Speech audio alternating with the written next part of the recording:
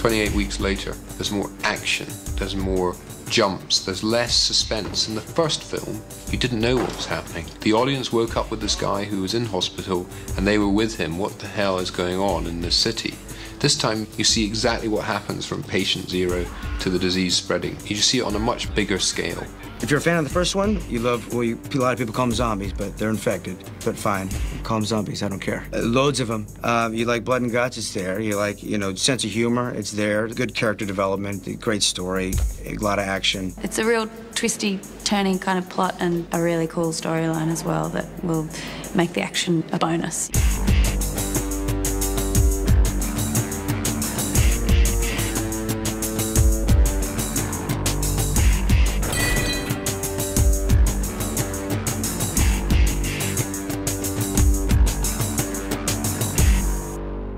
The action sequences in the film have been quite exciting to look back at, actually. It's funny, it's one of these things that, of course, you see that in the script.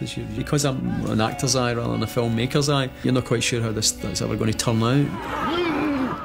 It's been enjoyable, certainly, to take part in them, and as I say, to see them back and see how they all look, and suddenly realising there is partly an action film, It's very physical. Yeah, I find it quite tiring, because constantly trying to build up that fear within a scene. For example, in this film, the infected, the zombies, are constantly attacking. So constantly having to sort of play fear and the energy required for that, take after take. It's really quite exhausting, but it's good fun. It's horrible, I keep saying it.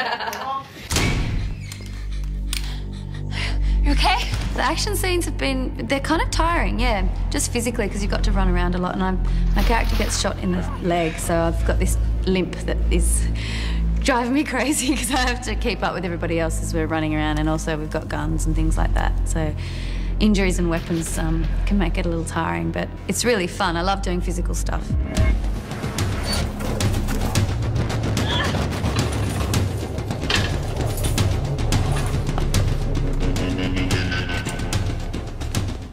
I felt like all we did was run, to be honest, man. All we did, I was sprinting every day. Running from the infected, shooting infected.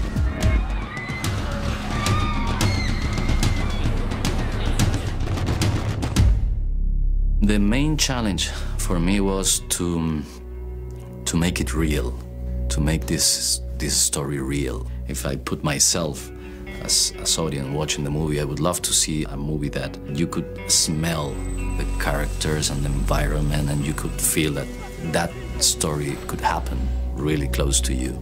I thought it looked really exciting, really different, especially the situation that a 17-year-old girl would find herself in. Some quite shocking sequences. There's a moment when Tammy is just crawling through lots of corpses on the ground, and the idea of that is quite mind-blowing, just being surrounded by just dead people, and so it's kind of just sheer terror. And just disgust. The smell would just be terrible as well, and it's just death and corpses surrounding her everywhere. So I think that was quite a challenging moment, just to try and actually put yourself in that situation.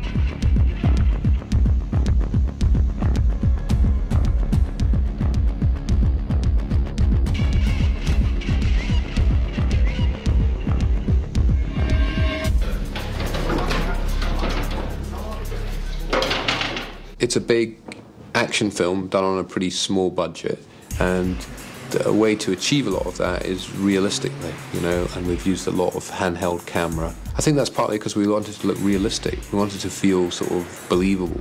That's why I made the movie as a kind of horror documentary. The style of the documentary is delivering, conveying something real. On the other hand, it's so difficult to shoot in that way. You need a lot of cameras, handheld style, and especially in the acting and in the art department, and everything should be linked to that idea. It's the best way that you can face this story about an infection taking over London again.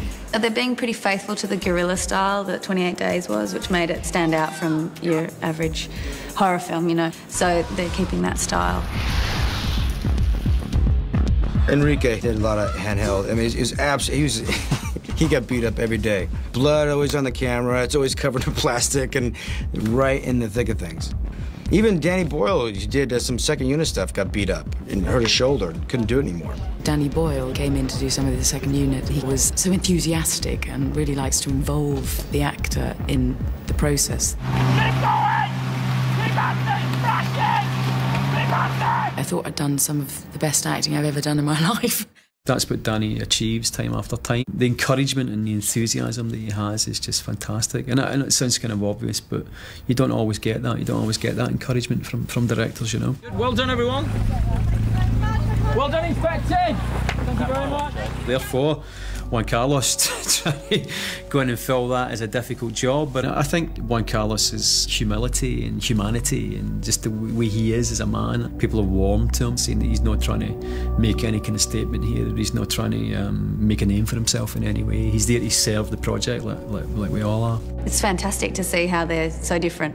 And I think they're both wonderful in both their different ways, you know, whereas Juan Carlos is just very good with human behaviour. For me, it was a big challenge making this movie, especially after the first one, because I think 28 Days Later was a new benchmark in terms of the horror movies, so that was the big challenge for me. When he first described how he was going to do the film, it was this idea of this father figure. The film begins through his eyes, if you like, but it's got this idea of looking at this thing of enormous value to the world is centred in this family, and it's played out through the family drama, if you like. And Juan Carlos Fresnadillo was a great man to hand the baton on to. Thank you, Danny. It's everything I think the first one is, but on crack. There's a lot more action, there's a lot more gore, and hopefully, you know, interesting characters that you want to follow on that journey.